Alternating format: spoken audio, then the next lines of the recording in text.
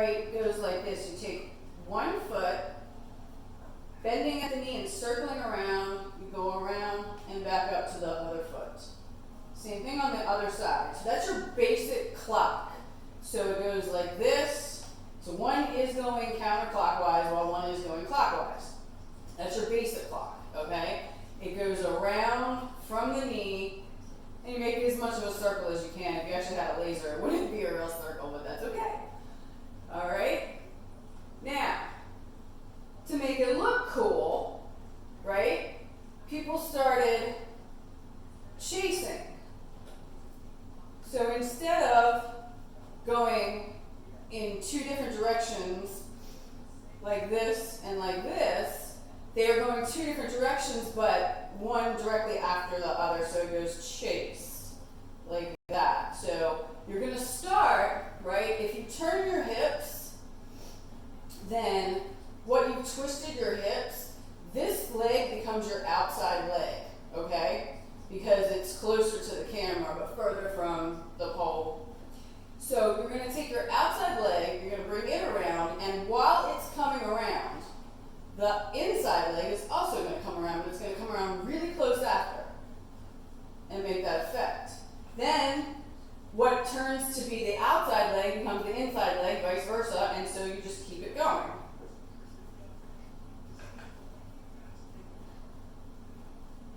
And you can stagger the heels, you know, you can go one and wait till you get all the way down here to bring the other one and start going, or you can go almost directly right away, okay?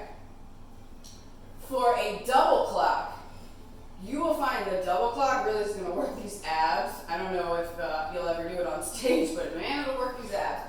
So the double clock is similar. Double clock keeps these heels together and just goes around and up and around and up. Okay? So if you do enough of these, you'll start to feel it burning in those abs. Okay? So there go your traditional clocks. Next we want to do clam open and circle. Pretty simple stuff.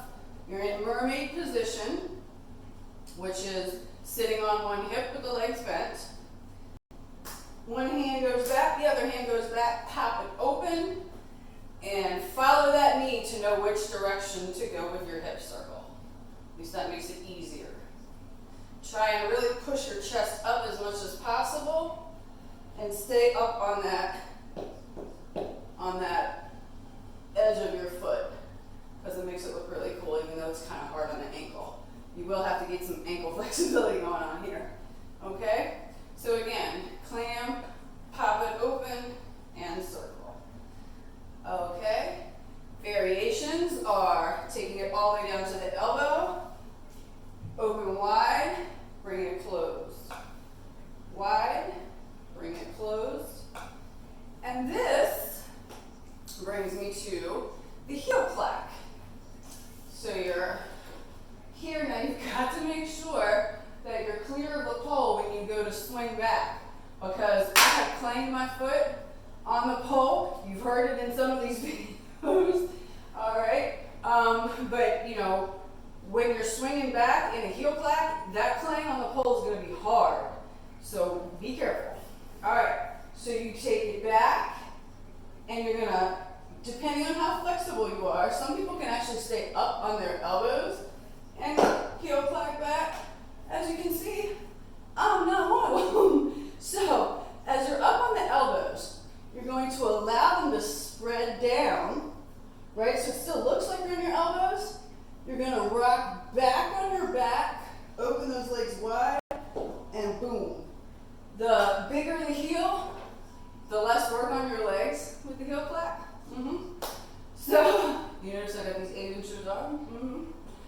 So yeah, and some people will do 9s or 10s, and that's going to make it, well, they'll be heavier, so they'll be harder to control. Keep that in mind.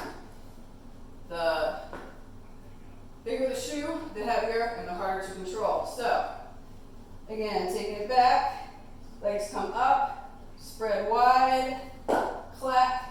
I like to bring this into the mud flap girl, and then go from there. Sometimes I'll go back into